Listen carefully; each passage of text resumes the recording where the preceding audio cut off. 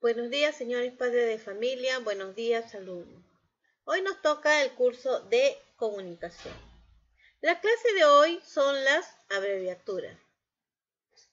Para comenzar la clase, primero leeremos atentamente la lectura de hoy. El árbol de la quina. Te vamos a contar una historia que sucedió en el siglo XVII. En una región muy cálida llamada Loja, un indio se sentía muy enfermo.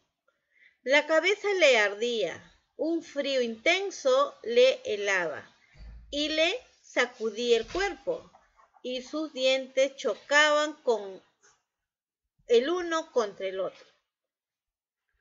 Ni las hierbas del curandero de la tribu, ni las palabras mágicas del hechicero habían podido curar al pobre indio. Envuelto en un grueso poncho, se fue el hombre por el campo. Casi no podía caminar. Cerca de una acequia, bajo unos árboles del frondoso follaje, se sentó el indio. Tenía mucha sed y sacó agua del arroyo. Allí donde crecía y mojaba sus raíces uno de estos árboles.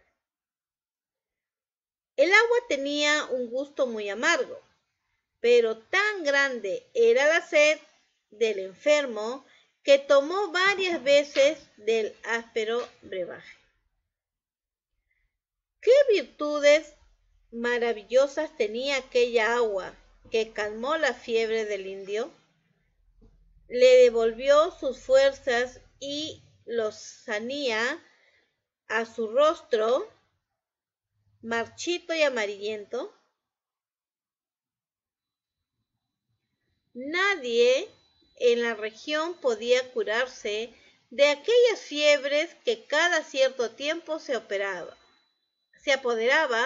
de lo que les habían sufrido una vez. El Pedro de Leiva había encontrado el árbol de la quina o de la cascarita, el maravilloso remedio que iba a sanar las tercianas o fiebres palúdicas, que en el viejo o nuevo mundo nadie podía curar. El indio hizo conocer la medicina, y cuando los indígenas se sentían atacados por las enfermedades, tomaban la corteza del árbol de la quina diluida en agua. En el palacio del virrey en Lima, la virreina estaba muy enferma. La palúdica se había apoderado de ella y su médico no sabía cómo detener el mal. El virrey sufría porque su esposa se moriría y no había remedio para vencer su enfermedad. En las iglesias y en los conventos de la ciudad se rogaba a Dios por la salud de la condesa. Las noticias llegaron hasta la lejana provincia de Loja, donde había descubierto el árbol de la quina. Un jesuita trajo a Lima los preciosos polvos que curaban la terciana. Después de tomar varias dosis de los polvos, la virreina sanó. La corteza del árbol de la quina había vencido una vez más a las fiebres palúdicas. La tierra generosa de América daba al mundo otro tesoro precioso, el árbol de la salud y de la vida.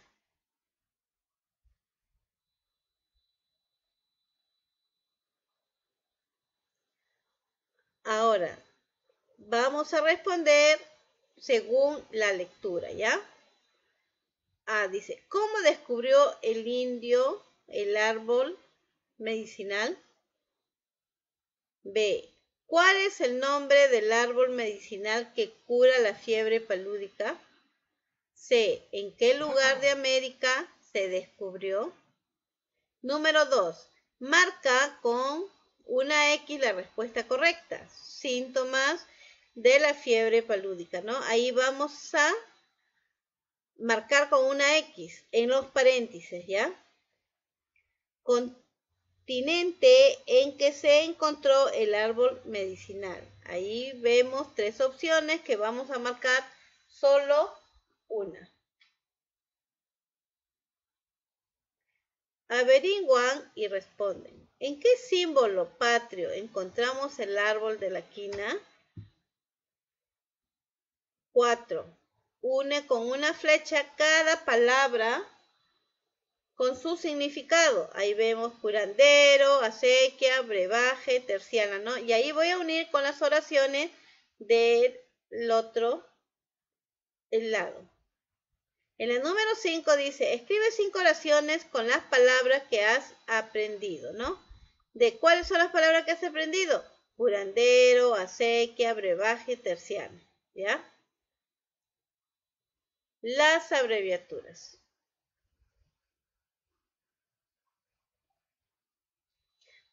La abreviatura es la representación de una palabra por medio de una o algunas de sus letras, de las cuales se deduce con facilidad el término.